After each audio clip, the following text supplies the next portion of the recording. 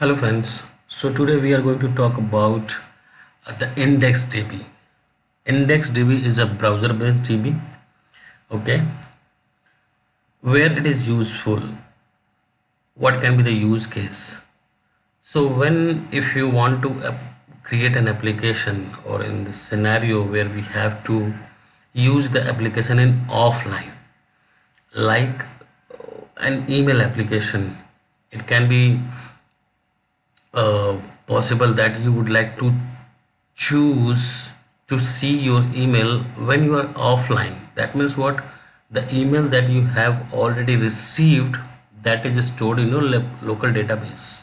Okay, so you can read that uh, when you want to, there can be possibility like, okay, I composed the email now, and when it gets online, it will be sent. So this kind of activity, if we have in our application requirement, uh, we can use this index DB. But there are some limitation also.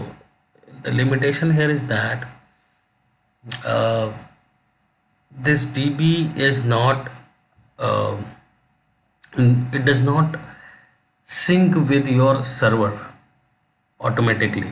We actually have to write the code to sync it, to have the data in sync with server. That means what?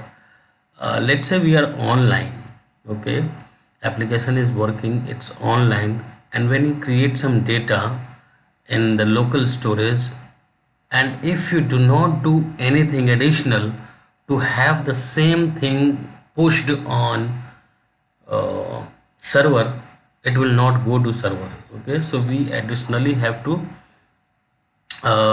write the code in a way like it can be in the sync with uh, local storage and the server storage. There are multiple way, there are multiple approach to do that. Okay, so let's see. uh, this is also a part of the IndexedDB, is also a part of, we can say, web storage, uh, but it is a different than the local storage and session storage. In this storage we can store bigger files also, okay, a wheel of data also, and this works in a transactional way. And to work with the DB, index DB, we have to create the connection, and we have to start the transaction, and each transactions work in its isolation. Means one connection can have multiple transaction. Okay, it has provision of creating indexes. It also has option when creating the transaction, uh, to what kind of transaction you are trying to open, like read write or read only. So it's better if you are doing only read operation, then you open the transaction with the read only property. Okay, there are multiple key, what we called key generation or key defining policies. Okay, so basically this database also is a part of, is a based on the concept of key value pair based. Okay, and it does not have a SQL like query. Okay, it's all about adding the item into the database and getting the item from that. Okay, let's start and see some code that I already have written. uh, Before going to that, I would like to show you something. Okay, so I have few records in the database, local storage database. Okay, let me add some more record. J.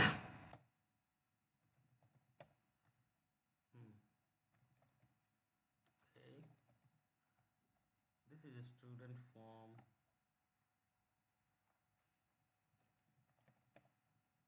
simple. Okay, and I click on submit button. I clicked on the submit button. If I refresh, I can see the record. Okay, so here name is the key for me. Here name is the key for me. I have not defined any number, but I have defined search key for this value is name, and we can see where is Jayaprakash. Here it is. So whatever record we entered is we can see here. We can search it here also. So I have a page called search.html, and remember this data has not reached anywhere. It is still in our web browser also only. Okay, so I can search the record, or let me search this record Jairaj, because that is easy to write. Okay, Jairaj. So here you can see I am able to get the record. Okay, now let's see some code.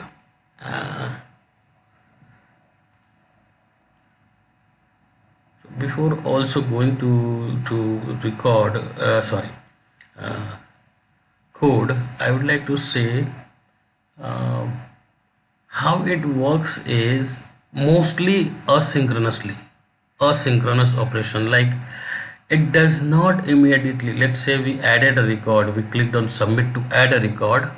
It is a asynchronous process, to just to avoid the just to have the browser performance responsive. Okay, so each operation that we perform in IndexedDB, that is asynchronous. That means we make a request to the operation, and when operation is performed, it will give the response. So that's why we have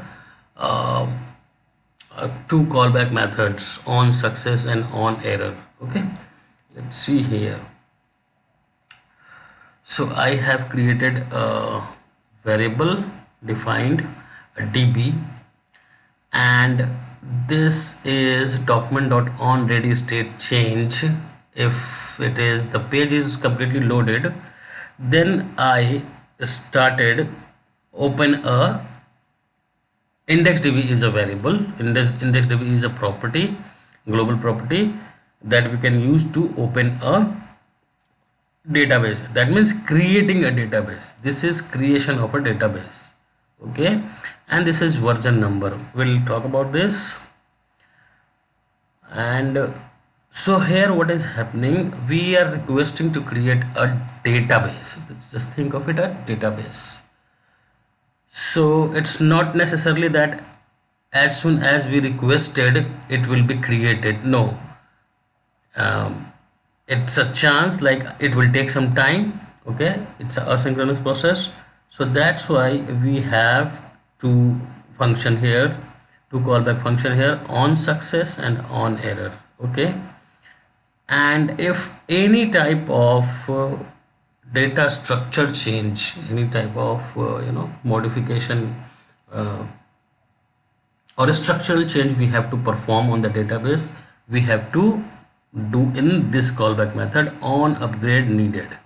Okay, so that's why we will create, we can think of it DDL operation, data definition operation. We can perform here, like creating a store. So just in context of our RDBMS, we can compare it, and we can compare with that RDBMS.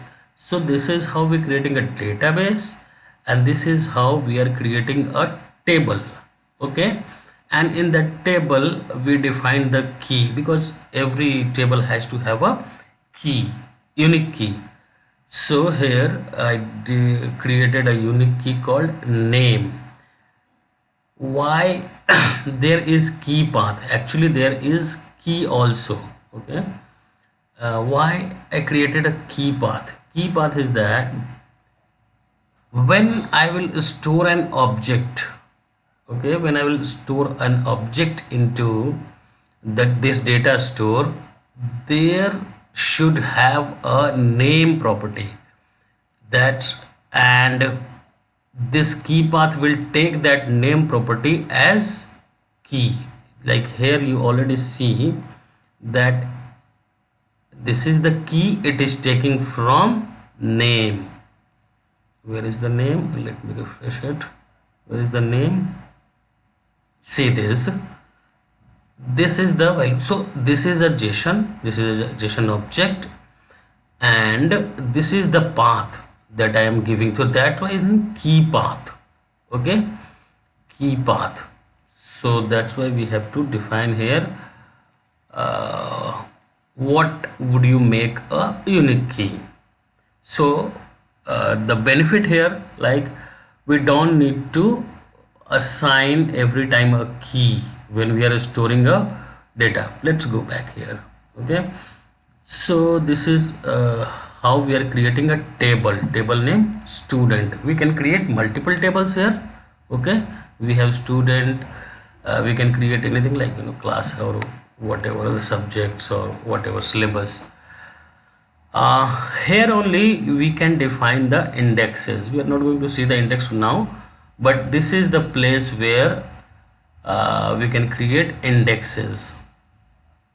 Okay, and on success, so when this request when this operation will get succeeded, if got succeeded, it will come into this block, and we are saying, we are printing some message like okay, it is connected or initialized. We will get from this event, in this callback method, we will have a request object, I think IndexedDB open request object, something like that. So from that object we will get a result. So that will be a database, and that will be called IDB request object. Okay, or IDB. So initializing the DB. Okay, so and on error we are doing nothing. Okay, so that means here, once the object is initialized, once the document means the page is ready with its DOM creation, that's why I am calling it after the completion of the DOM preparation. Why I required to do this? Because I wanted to have a notification section. Okay, because I wanted to have this notification section ready with me so that I can print the error message there or whatever the operation notification there. Otherwise, if so, depends on how is your application is designed. We can absolutely manipulate this code, and maybe you don't require to do this, but okay. And there could be multiple way, like here you can see in this page or index HTML page, I am calling my JavaScript on top. Okay, so if you don't want to do this, don't do this, you can do this. What we can call this JScript method, I mean block at the bottom of the page. Okay, but if we have written the JS in this way, that means the user, the developer who is using this JS does not need to know that I have to call it at the use it at the bottom of the page. Okay, so that's why.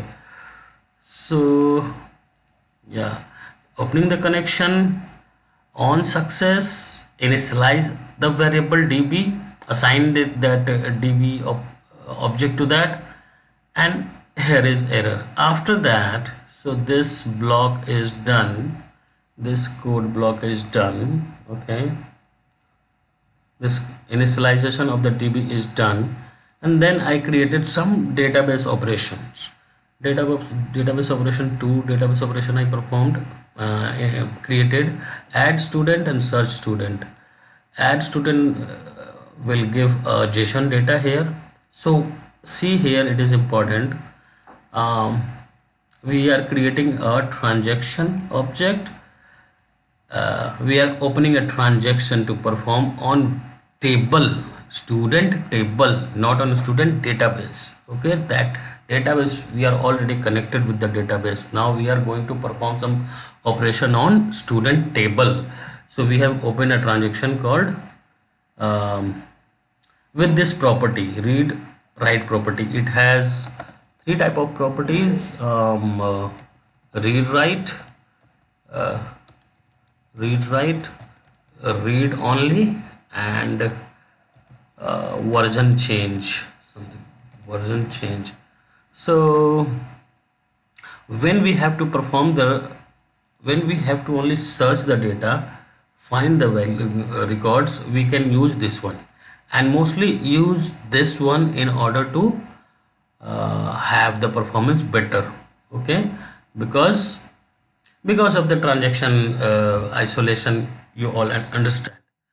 If you don't understand, that is a separate topic. Okay, uh, we can have some discussion on this, or you can search on wiki, or there are a lot of content. So it is it is suggested, if you have performing the search operation, I can here say read only. Okay, read only. So we are opening a transaction and creating the object of that table. We call it object store. We call it store in IndexedDB, but just for comparing this with RDBMS, we are calling it table. So we have the table, and we can simply add the data whichever we want. Okay, so here, like any NoSQL, it's kind of NoSQL obviously. So you can say there is nothing specifically the column structure is defined. Okay, whatever the data you want to store, the things that we need to remember is that in that object there should have a key path value, key path attributes available, otherwise it is going to give you an error. Let's say I am storing a student object and it does not have a name. Okay, that is actually a unique key for that, so it will give you an error. Okay, so the same thing we are doing here. So for inserting the record, we are performing add operation, simple add method. Okay, and okay, and now here the search student, see there are some difference between this. Okay, okay, here I am not returning anything, or actually I should return. And why I should return, let's see here. I should return, I'm returning here when I'm doing a search. As I said, most of the operation is asynchronous. That means in this DAO function, we are opening the transaction, opening the table, and performing the search, means get. If you want to get the data with the key, we need to do that key get operation. Now see the search operation here in the search data function. So notification section, I get this. Okay, and I'm getting this search key. This search key is, you can see here, this is, yeah, this is the field search. Okay, and I'm calling the search student function. Okay, I'm calling this search student function, and what that search student function returning is the request of that operation. And here I am saying, if that operation is success, then do something. Okay, I'm updating the notification section, getting the result from that request. So how to get that record? Search result dot search request dot result means, or this object will have a result property. So I'm getting that record, and then there is a JSON object, so I'm stringify here. Okay, search again Jairaj, and you can see here. Okay, so you notice that I have changed that transaction property to read only. Okay, read only, and even then it is working because it's a search operation. Okay, because it is search operation. Let me search Pankaj. Okay, yeah, I got the Pankaj also. Okay, so fine. Okay, so this is how, let's have a look at the add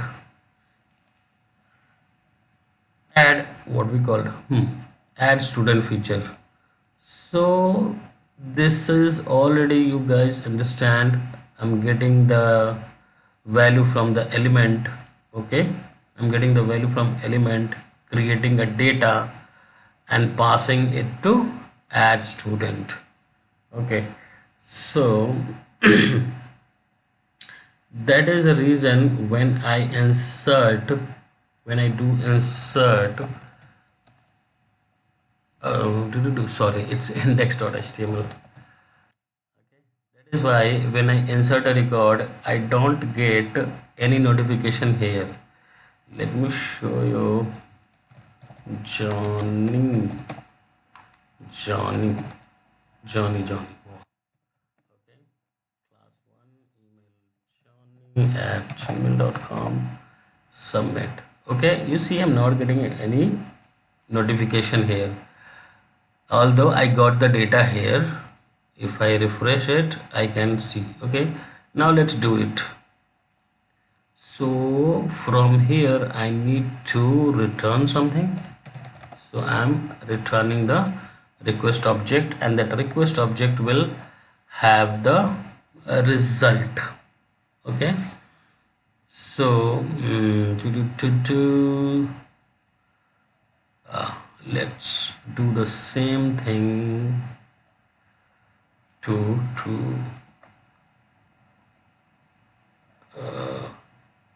if the data is already inserted. I mean, if the data is already inserted, I need to do this actually. I need to copy all this. I need to copy all this actually. I should create a separate function for this, but anyways, here I should say add request is equal to, okay, const add request, and I should say add request dot on success. I can say record added successfully. Okay, and where is that? Add request dot result. I got the result. Okay, and console dot log, and on the notification area. Okay, so my live server should got updated as I, okay, as I saved the record. Okay, so now Jenny, I don't know, Jenny, Jenny, Jenny. Okay, class 1 email Jenny at gmail.com, and let me submit this. Did I get? Uh, Still not. Why?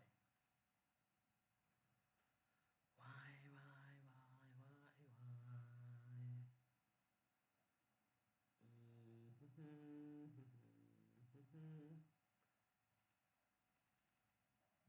Why?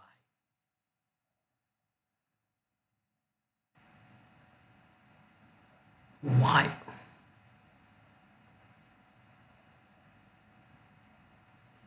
Okay, let me see the console if it was something there. Okay.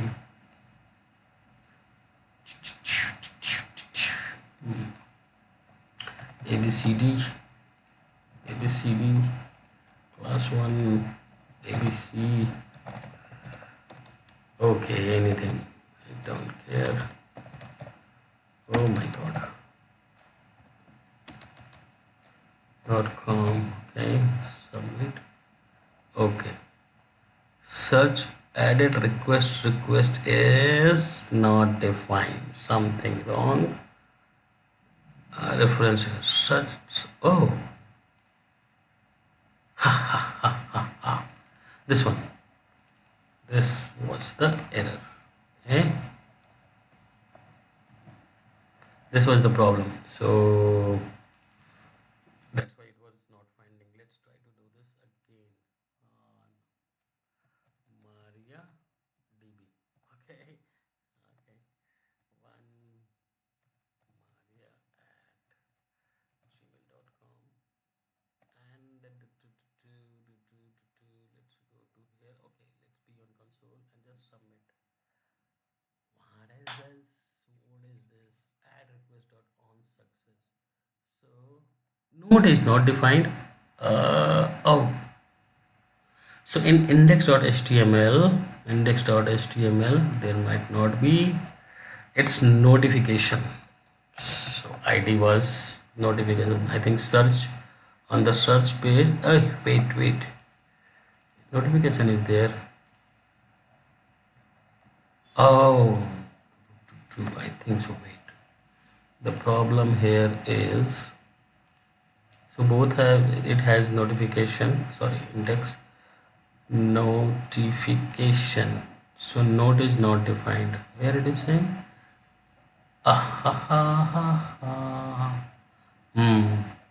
so we have not got node. Okay, so as we have got the node here, okay, that was a problem. It happens every day, it happens. Okay, finally we have the node. Fine, now let's try again.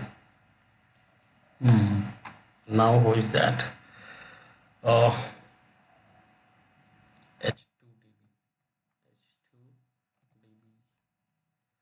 class 1 H2 HD at gmail.com. Okay. Oh, we got it. Okay. So in the result what we are getting, H2DB, the key that we added. Okay, the key that we added, I mean the key that is assigned. Okay, so here the H2DB name is H2DB. Okay, in case of search we get the entire result, but in case of addition we got the key. And yeah, so this is how we can use IndexedDB. If you want to make me a video on saving images and something like that, some big data to save, please write me in the comment.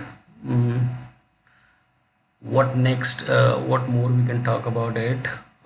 We have PPT. Okay, let me go back. Let me go back and see. Oh, so there are cursor concepts also. Key range, records can be retrieved from object store and index using. Okay, we can limit or filter the range using lower and upper bound. What is here?